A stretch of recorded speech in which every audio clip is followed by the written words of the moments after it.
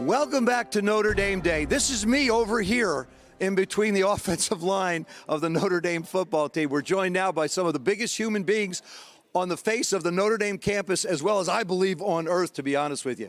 These are the group of guys, as they call themselves. I've always treated my linemen in a very, very gentle way because they're always very, very wonderful. But what I want to do now is to give you a chance. I'm looking at the monitor. I am not that small, guys.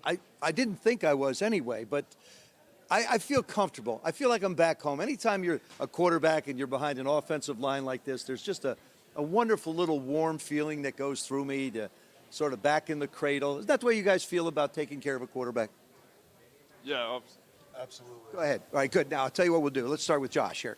Tell him who you are, where you went to school, what year you're in school, and then I'll move out of the way and get on the side here. So go ahead. My name is Joshua Lugg. I'm a redshirt freshman here at Notre Dame. Grew up in Pittsburgh, Pennsylvania, went to North Allegheny Senior High School, and moved on to Tommy here. I'm Tommy Kramer. I'm a junior offensive guard from Cincinnati Elder High School. I'm Jarrett Patterson from Mission Viejo High School, and I play center. Aaron Banks, sophomore from El Cerrito, California. I'm Liam Eichenberg, play left tackle. I went to St. Ignatius High School in Cleveland. You guys just finished your spring game, the blue gold game. From a offensive lineman standpoint, what do you get out of that game as far as the work goes? What do you get? The spring games are always pretty competitive, mostly because we're going against our own defense, but it's also in front of the Notre Dame Fighting Irish fans. They get the first see what we've been working on for 14, 15 practices in the spring ball. So we always get to work our technique. That's the biggest part in the spring game, and just being very competitive against our own players. Do you guys hit much before the blue gold game? Do you have a chance to sort of bang into one another? Yeah, so we were physical basically every practice this year. We went up against our one defense, every day, banging heads, getting better that way. Iron sharpens iron is what we say, and we did that all spring. I'm curious, just why Notre Dame? I mean, you're wearing the leprechaun, you're doing that. Why Notre Dame? I think it's just the people here and the culture, especially the offensive line. Just, Tom was my host, and hanging around with these guys, there's just nothing like it. And we always look after each other, and for me, that's what sold it. It's just the culture and community around the area. 12-0 last year. You wind up going to the championship competition at the end of the season. Doesn't work out. That's the last time we'll talk about those other guys. We don't care about them at all, do we, right? We don't care. We don't care. What's the one lesson you learned playing, and also, what's the lesson you learned playing against Clemson? It's a tough one. There's a lot of lessons we learned in that game. Give me a couple. I think the biggest thing I took from it is that you got to come and compete every day. Can't take days off, and I think that was the main thing for me. Where's this football team going to be next year? I think this football team next year, I think we're going to have a great season, just like we did this past season. We got a lot of guys on offense coming back. Got a great defensive side of the ball, I think it's going to be great. I think we're going to do everything we can, and we're obviously going to try to get back to where we were this past season. Well, we had a number of guys, had 4 guys be drafted off the defensive line alone, off the Notre Dame defense. And when you look at the football team and the defensive side of the ball, I know when I played, when one side sort of lost some people, the other side didn't want to put pressure on themselves, but you sort of take it on yourself and say, look, there's going to be some time where they have to acclimate themselves, get themselves ready and used to playing again. Do you feel that way on offense? Do you feel like you're going to have to hold up your end maybe a little bit more until everybody gets comfortable on the other side of the ball? Yeah, so I don't know if we'll have to hold it up a little bit more.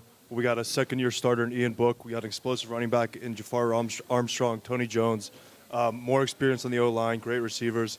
I don't think we have to pick up our weight more, but I think we'll definitely be more explosive and able to put more points on the board compared to last year.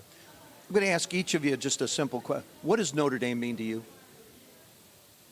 Notre Dame means to me a community full of brotherhood and respect for each other, and where everybody's competitive with each other, but it's not a cutthroat society. We all want to see each other succeed. Go ahead, Tom. What do you think? I'm going to say family. I think, especially in this group, the O-line, I think it's a family mentality for sure. Same? Yeah, I'll say family as well. Just the culture and just the people, how everyone looks out for each other, the community, even like non-student athletes, just regular people on a daily basis.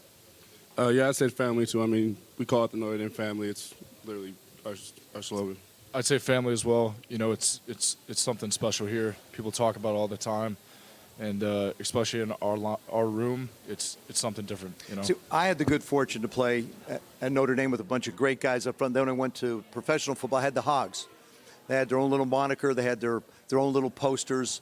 Offensive linemen are unique. Now, I don't know how many people realize it's just a very unique group of guys. There probably isn't a closer group of players on a team than the offensive line.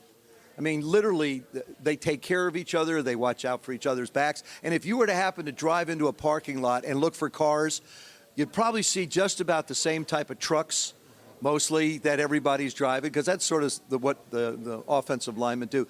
But there's a bond that's created between you guys that is very unique on a football team. Do you sense it here at Notre Dame? I definitely do. You know, our position, like you said, is very different.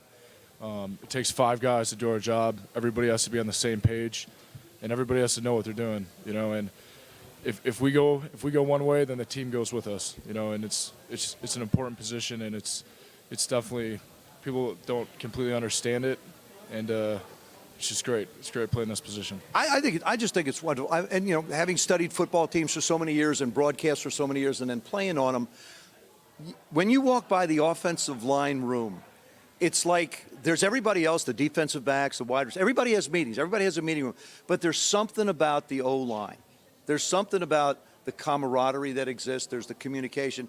People look at the quarterback position. They say, wow, you have to do a lot of communicating. On the offensive line, it's equally as important as anything that comes out of our mouth to make sure that you can get it done and make it happen. Is that what you feel? You know, usually the O-line, we're the first ones out there every day before practice and the last ones to leave. We always put in the most work, and you can't just have one good offensive lineman. Everyone has to be on the same level, and we always have the same seeing things through one set of eyes, and that's just how our motto, what we live by.